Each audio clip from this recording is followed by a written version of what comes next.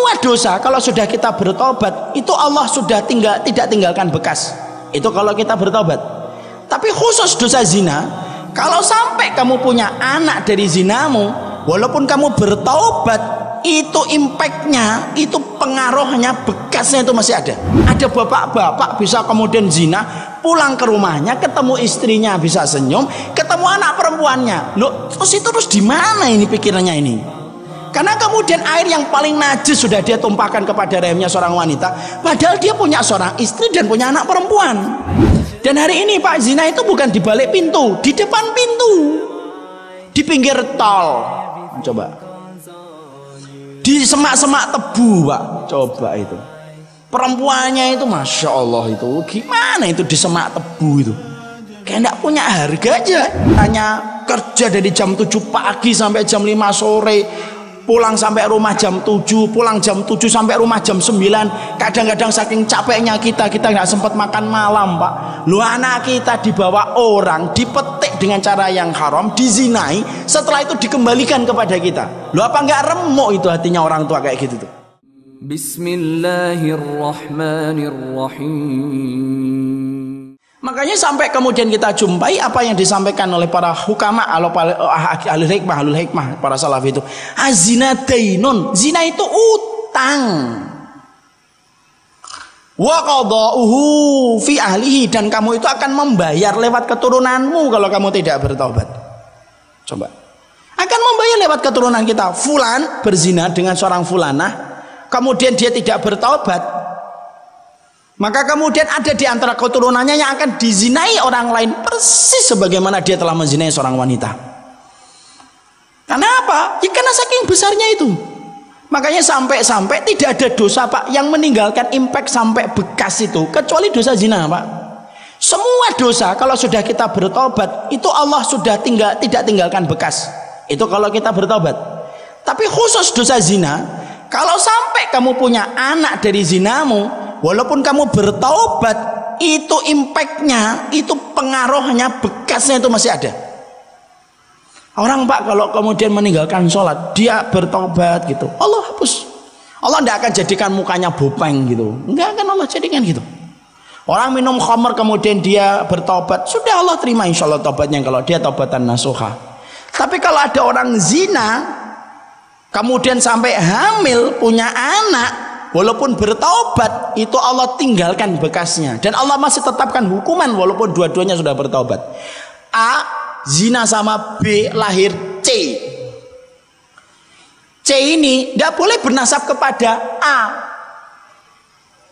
tidak boleh C bin A, haram, tidak boleh. A nggak boleh kemudian mengaku ini adalah anak kemudian syar'inya, tidak boleh, hanya bisa mengaku anak biologisnya. Nanti kalau A mati, C tidak bisa mewarisi. Kalau C mati, A tidak bisa mewarisi. Kalau C nanti nikah, kalau dia perempuan, A tidak bisa nikahin Pak.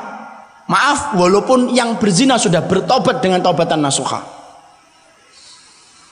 Jadi nanti kalau misalkan ada anak lahirnya ini sebelum ijab qabul, sudah nempel itu zighatnya itu ke rahim wanita, terbentuk sebelum terjadinya qabil tu nikah wa tazwijaha bimarin madkurin halan, maka zighat itu kalau terbentuk sampai menjadi zanin, sampai kemudian dia jadi anak itu perempuan, nikah, bapaknya tidak boleh nikahin walaupun sudah bertobat. Kenapa? Allah masih berikan sanksinya itu untuk mikir setiap orang itu sebelum dia melakukan zina. Makanya kemudian akhirnya apa? Itu saking besarnya. Makanya saya pernah nyampaikan materi kayak gini. Ada seorang bapak-bapak habis kajian yang insya Allah beliau, semoga Allah terima tobatnya, karena nampak beliau itu betul-betul berubah. Tiba-tiba ngambilin saya, nangis. Saya udah deg-degan, ini jangan-jangan berkaitan tentang tema ini. Loh betul Pak, nangis dia berkata, saya punya anak perempuan Ustaz, sekarang kelas 3 SMP, perempuan. Saya dulu dapatnya kemudian dari perzinahan. Nanti kalau anak perempuan saya mau nikah, emang nggak boleh saya nikahin Ustaz? Nggak boleh Pak. Saya sudah bertaubat Ustaz, insya Allah taubatnya Bapak diterima oleh Allah kalau taubatan nasuha. Tapi hukumnya tidak bisa dirubah. Jadi nanti kalau C ini kemudian pengen nikah, terus sama siapa? Sama wali hakim Pak. Lah saya dianggapnya apa? Bapak cuma dianggap menjadi bapak biologisnya tok. Anak nasabnya kepada tempat tidur, Pak. Makanya disebut dalam bahasa fikih waladun lil firash. Apa itu waladun lil firash? Anak yang kemudian dinisbatkan ke tempat tidur, tempat terjadinya perzinahan sampai terbentuknya dia. Anaknya tidak salah. Kita tidak boleh mengatakan anak haram, anak jadah. Tidak boleh. Anaknya tidak salah. Ini orang tuanya, Pak. Saking kemudian besarnya masalah perzinahan itu. Makanya sampai kemudian kita dapati orang kalau sampai berzina itu, pertama orang kalau sampai booking perempuan sampai berzina itu, saya tidak bisa bayangkan itu. Ada bapak-bapak bisa kemudian zina, pulang ke rumahnya, ketemu istrinya bisa senyum, ketemu anak perempuannya. Loh, terus di mana ini pikirannya ini? Karena kemudian air yang paling najis sudah dia tumpahkan kepada rahimnya seorang wanita, padahal dia punya seorang istri dan punya anak perempuan. Karena kita hari ini hidup pada zaman ketika zina itu menjadi perkara yang biasa, dianggapnya dosa kecil. Bahkan sampai Nabi mengatakan hatta lostostumuhu fit tariqi la fa'altumuh. Lu sampai nanti satu keadaan orang itu saking banyaknya orang berzina, orang kafir itu nyontohkan berzina di pinggir jalan. Setiap orang nanti akan nyontoh bagaimana itu cara berzina di pinggir jalan. Masya Allah. Dan hari ini Pak, zina itu bukan di balik pintu, di depan pintu.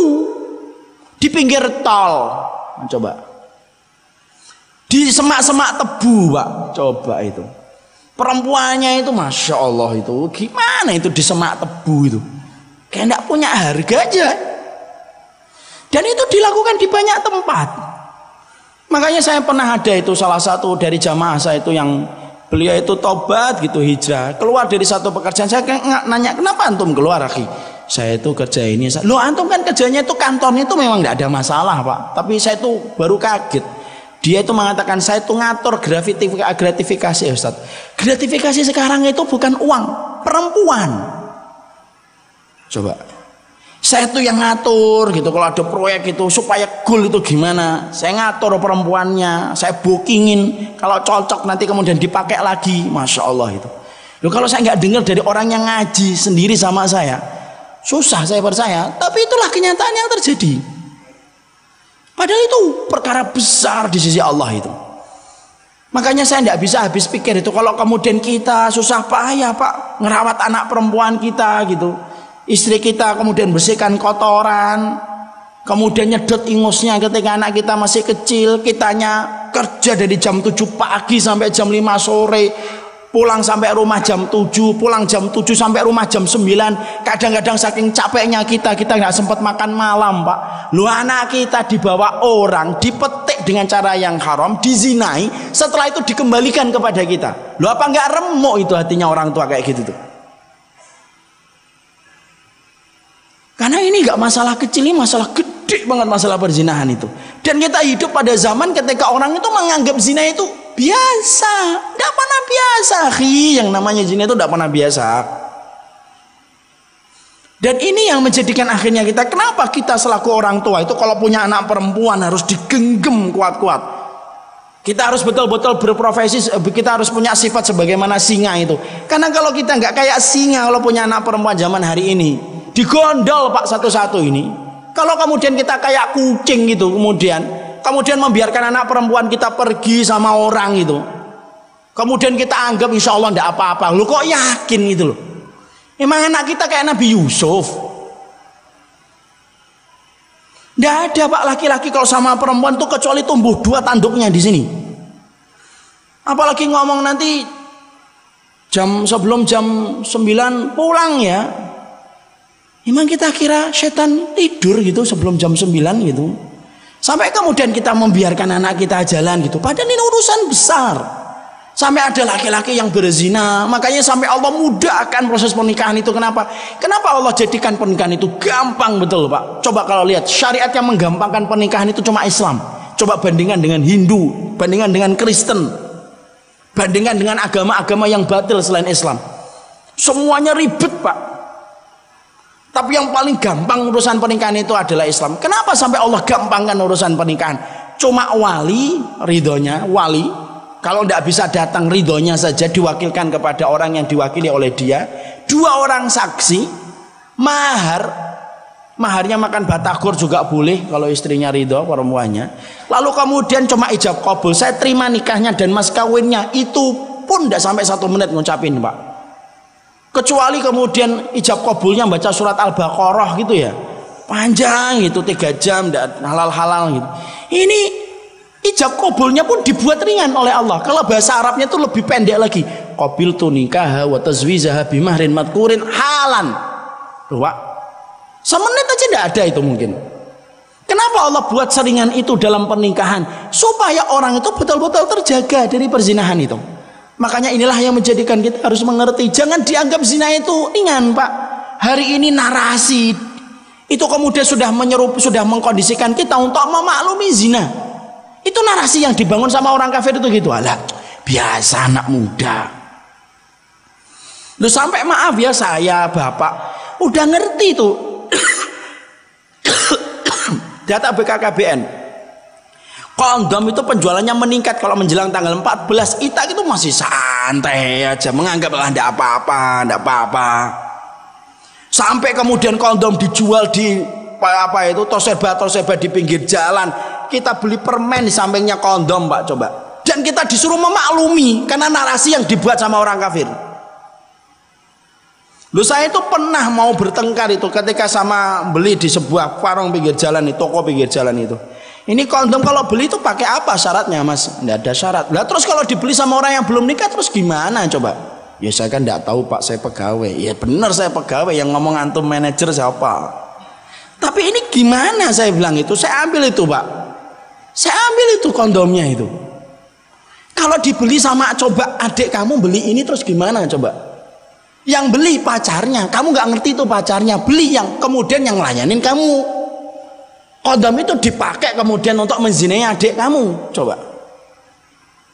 Kondom itu Pak sekarang nggak di tempat yang tinggi, yang susah harus pakai surat nikah, enggak Pak.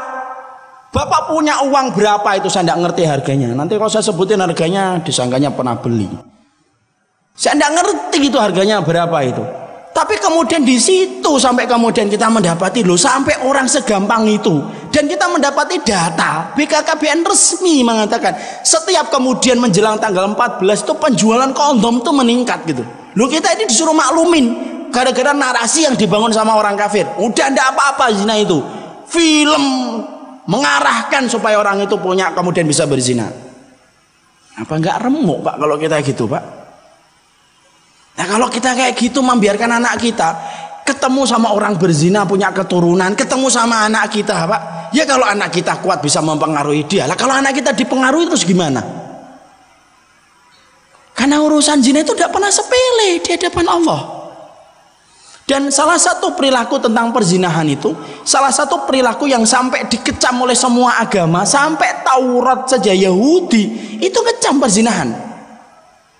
Kenapa? Secara fitrah itu zina itu merusak semua.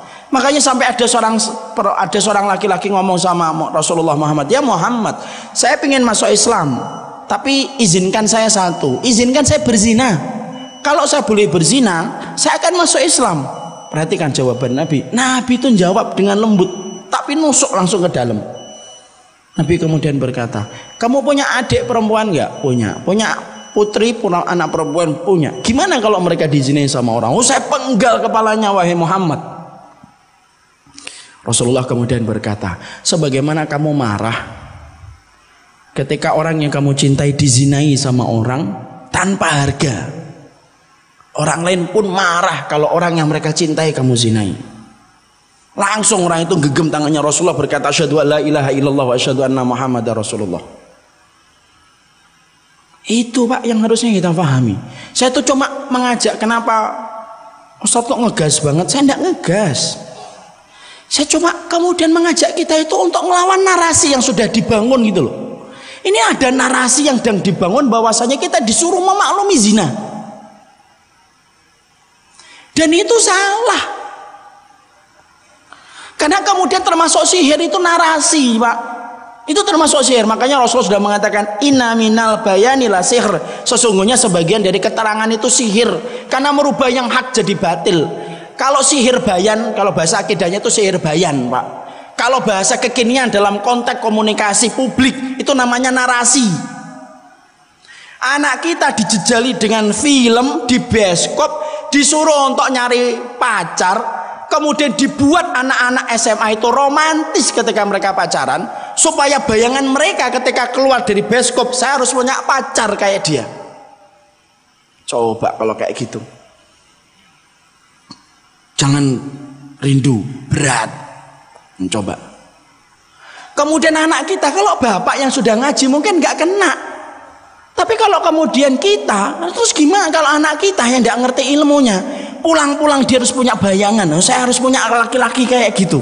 Maka nggak rusak pak anak kita nanti. Subhanallahumma wa bihamdik, asyhadu an la ilaha illa anta, astaghfiruka wa atubu ilaik.